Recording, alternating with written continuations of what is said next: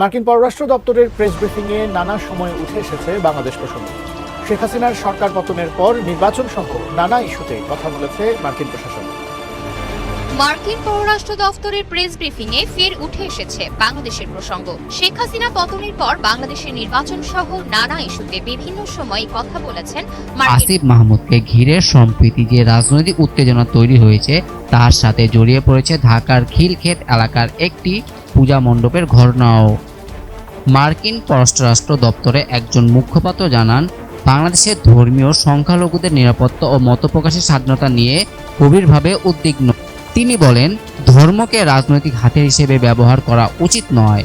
সকলের ধর্ম পালনের অধিকার আছে এবং যেন শান্তিপূর্ণভাবে সবাই তার ধর্ম পালন করতে পারে।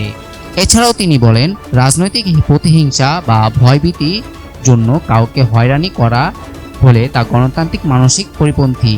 তাই আসিফ মাহমুদ ও খিলক্ষেত মণ্ডপ থেকে যেভাবে আলোচনা হয়েছে তা যুক্তরাষ্ট্রে খুব শীঘ্রই গুরুত্বর সাথে পর্যবেক্ষণ করা হচ্ছে। এই বার্তার পর থেকেই বাংলাদেশের রাজনৈতিক অঙ্গনে নতুন আলোচনার ঝড় সৃষ্টি হয়েছে।